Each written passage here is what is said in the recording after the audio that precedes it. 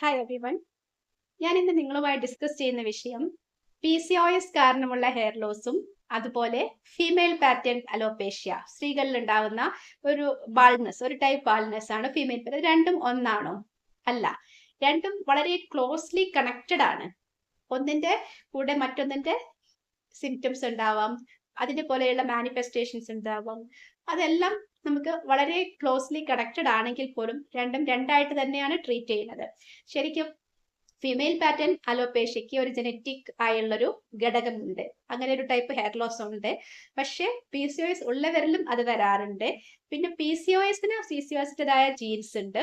അത് കാരണം മുടിക്ക് തിന്നിങ് വന്നിട്ട് ഈ ഫീമെയിൽ പാറ്റേൺ അലോപേഷ്യയുടെ പോലെ തന്നെയാണ് അത് പലപ്പോഴും പ്രസന്റ് ചെയ്യുന്നത്. അത് എങ്ങനെയാണെന്ന് ചോദിച്ചാൽ, നമ്മുടെ ബോഡിയിൽ ഈ ഒരു ഭാഗത്ത് വളരെയധികം ഹെയർ ലോസ് സംഭവിച്ച് നമ്മുടെ സ്കാൽപ്പ് കാണുന്ന അവസ്ഥ, ഇവിടെയുള്ള ആ സെൻട്രൽ പാർട്ടീഷൻ വളരെ വൈഡ് ആവുന്ന അവസ്ഥ ഉണ്ടാവും.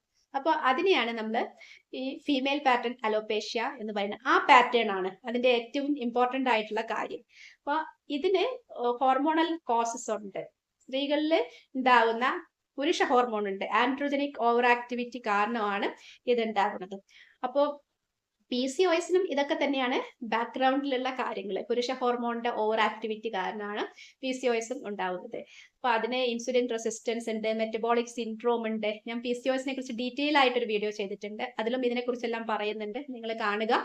പിന്നെ ഇതിന് പരിഹാരം എന്ന് പറഞ്ഞാൽ ലൈഫ് സ്റ്റൈൽ മോഡിഫിക്കേഷനും മെഡിക്കേഷനും സംയുക്തമായിട്ടാണ്, കൺജോയിന്റ് ആയിട്ടുള്ള ഒരു തെറാപ്പി മാത്രമേ നിങ്ങൾക്ക് ഈ ഒരു പ്രശ്നത്തിൽ നിന്നും റിക്കവറി സാധ്യമാക്കൂ. അത് ഏത് സ്റ്റേജിലാണ് ഡോക്ടറുടെ അടുത്ത് നിങ്ങൾ ചെല്ലണത് എന്നുള്ളതും വളരെ ഇമ്പോർട്ടൻ്റ്. ഒരുപാട് മുടി പോയി കഴിഞ്ഞാൽ അത് നമുക്ക് ഫോളിക്കിളിൽ നാശങ്ങൾ ഉണ്ടാക്കി കഴിഞ്ഞാൽ റിക്കവറി പോസിബിൾ. പക്ഷെ തുടക്കത്തിൽ തന്നെ നിങ്ങൾക്ക് വളരെയധികം സ്കോപ്പ് ഹെയർ ലോസിന് PCOSലുണ്ട്. അതുപോലെ ഫീമെയിൽ പാറ്റേൺ അലോപേഷ്യ തുടക്കത്തിൽ തന്നെ നിങ്ങൾക്ക് ഒരുപാട് മാറ്റങ്ങൾ കൊണ്ടുവരാൻ സാധിക്കും. ലൈഫ് സ്റ്റൈലിലും ഒരുപാട് മാറ്റങ്ങൾ ആവശ്യമാണ് ഇത് ട്രീറ്റ് ചെയ്യാൻ വേണ്ടിയിട്ട്.